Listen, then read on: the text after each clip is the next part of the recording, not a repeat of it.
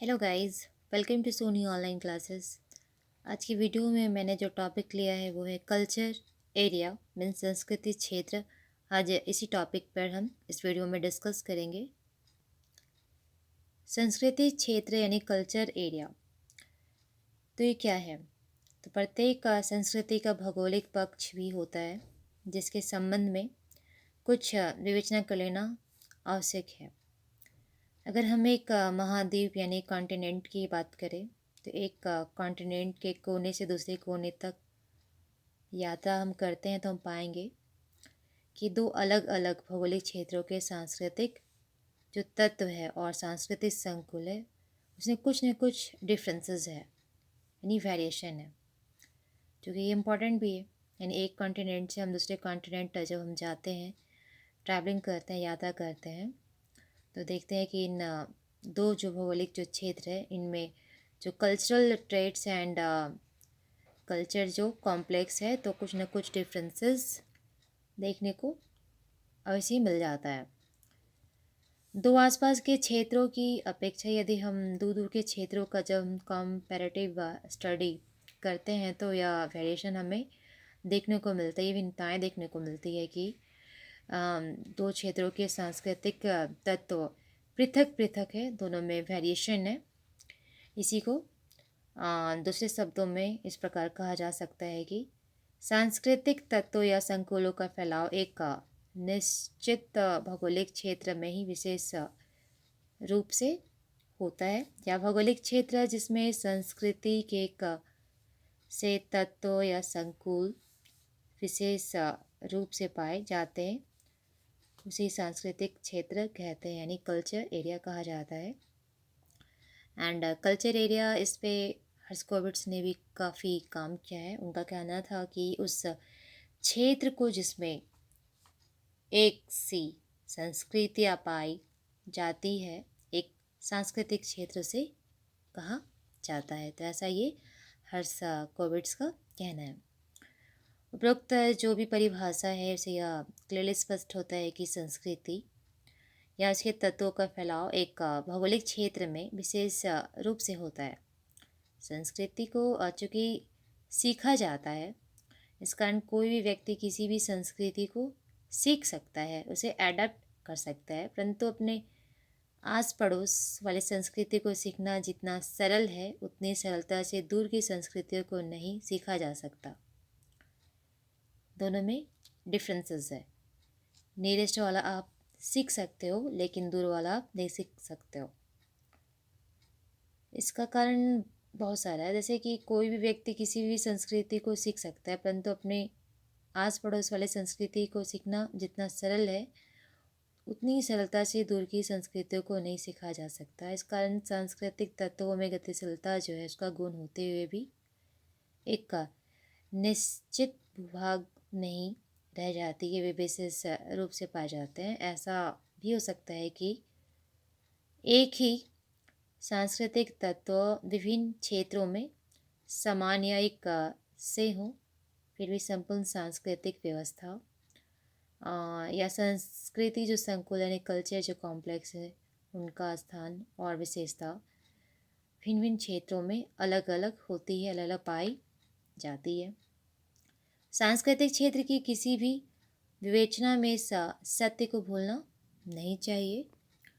हर्स्कोविट्स की तरह ही जो क्लार्क विस्लर है उन्होंने भी कल्चर एरिया के ऊपर वर्क किया है एंड कहा है कि सांस्कृतिक तत्व और संस्कृति संकुल विशेषकर अगर वे अभौतिक यानी नॉन मटेरियल हैं, नॉन मेटेलिक हैं, दूसरी संस्कृति के तत्वों और संकुलों को साथ मिश्रित हुए बिना अधिक दूर तक फैल नहीं सकते। एंड इसका इम्पैक्ट क्या होता है कि ये सांस्कृतिक तत्व और संकुल अपने मूल रूप में केवल एक सीमित क्षेत्र में ही पाए जाते हैं। इनके मतानुसार प्रत्येक सांस्कृतिक क्षेत्र का जिसमें कुछ संस्कृति संकुल पाए जाते हैं एक केंद्रीय भाग या केंद्र स्थान ढूंढा जा सकता है जहाँ से सांस्कृतिक तत्व अन्य क्षेत्रों में फैलते हैं और वहाँ के सांस्कृतिक तत्वों में मिश्रित होते रहते हैं। दूसरे शब्दों में विस्लर का यह विश्वास है कि एक सांस्कृतिक क्षेत्र में एक ऐसा भी स्थान होता है जहाँ कुछ सांस्कृतिक तत्व अपने विशिष्ट रूप में पाए जाते हैं और वे सांस्कृतिक तत्व उस रूप में और कहीं नहीं मिलते, अगर मिलते भी हैं तो मिश्रित रूप में वो मिक्स होते हैं। एंड इनका यह भी कहना था कि अधिक दूरी पर्वत, सागर, महासागर, घने जंगल या विस्तृत रेगिस्तान सांस्कृतिक तत्वों में फैलने में प्रमुख बाधा है, एक बैरियर होता है।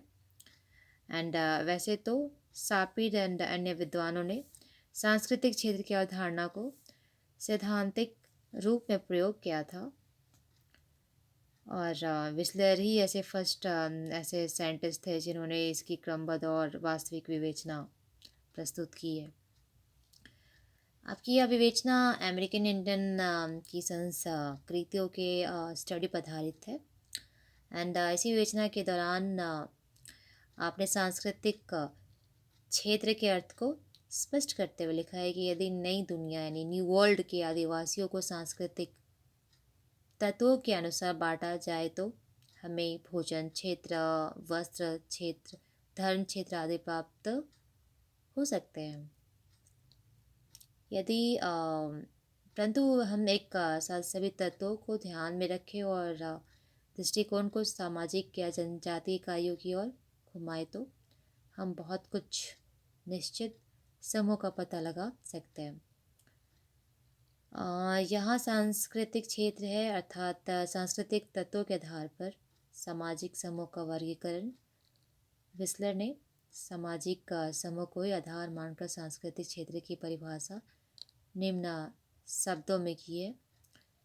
सांस्कृतिक क्षेत्र वह भौगोलिक प्रदेश है जिसमें काफ़ी संख्या में एक भी संस्कृति वाली बहुत कुछ स्वतंत्र जनजातियाँ निवास करती हैं, परंतु इस संबंध में विस्लर का कहना था कि यह ध्यान में रखना होगा कि यह समानता संस्कृति के कुछ छिटके हुए तत्वों में पाए जाने से ही काम नहीं चलेगा। यह समानता आम जनता द्वारा अपनाए गए महत्वपूर्ण संस्कृति संकुलों में भी होनी चाहिए। जैसा क्षेत्र यानी एरिया शब्द से पता चलता है कि सांस्कृतिक क्षेत्र की कोई निश्चित सीमा रेखा नहीं होती है और वह इस अर्थ में कि हम स्पष्टता यह नहीं कह सकते कि ये अमुक स्थान पर एक सांस्कृतिक क्षेत्र समाप्त हो और दूसरा सांस्कृतिक क्षेत्र प्रारंभ हुआ, ऐसा बिल्कुल नहीं कह सकते। एक सांस्कृतिक क्षेत्र के जितने भी आसपास के क्षेत्र या प्रदेश होंगे उन सब में उस सांस्कृतिक क्षेत्र की विशेषताएं अनेक रूपों में देखने को मिल सकती है, परंतु सांस्कृतिक क्षेत्र का यह फैलाव अनेक बातों पर निर्भर करेगा। जैसे एग्जाम्पल लेते हैं यातायात और संचार के उपलब्ध साधन, सांस्कृतिक संपर्क का स्थापित करने में प्राकृतिक बाधाएं, उस प्रदेश की अन्य भौगोलिक परिस्थितियाँ इत्यादि। आधुनिक युग में यातायात और संचार के साधनों में उत्तरोत्तर प्रगति होने के कारण सांस्कृतिक आदान प्रदान के अवसर तथा साधन दिन प्रतिदिन बढ़ते जा रहे हैं, जिनके कारण सांस्कृतिक क्षेत्र की सीमा, जो रेखाएं, जो बाउंड्री, जो लाइंस हैं और भी अनिश्चित होती जा रही है। ये भी एक इम्पॉर्टेंट मेजर रीज़न है। अतः स्पष्ट है कि अब सांस्कृतिक जो क्षेत्र यानी कल्चर जो एरिया है, तो जो कंसेप्ट है केवल उन सेंटर्स का पता लगाने का एक मोटा सा या साधारण तरीका है, एक वे सिंपल सा वे है जहाँ कुछ कल्चर ट्रेट या कल्चर कॉम्प्लेक्स विशेष रूप या अपने विशुद्ध रूप में पाए जाते हैं। इसी कंसेप्ट की जो उपयोगिता है अब केवल सभ्य समाज के संपर्क से दूर आदिम समाजों की संस्कृतियों के अध्ययन तक ही सीमित है, क्योंकि अब केवल ऐसी ही संस्कृति को एक भौगोलिक क्षेत्र विशेष में कुछ हद तक सीमाबद्ध कहा जा सकता है। आधुनिक समाजों में यातायात तथा संचार के साधनों ने तो इस सीमा को तोड़ दिया है। आधुनिक समाज की संस्कृति का वास्तविक भौगोलिक क्षेत्र या सांस्कृतिक क्षेत्र तो सारी दुनिया है। तो ये कल्चर एरिया यानी कि सांस्कृतिक जो क्षेत्र है, ये उसका डिस्कशन था। तो फिर मिलते हैं नई वीडियो में नई टॉपिक के साथ। जय हिंद।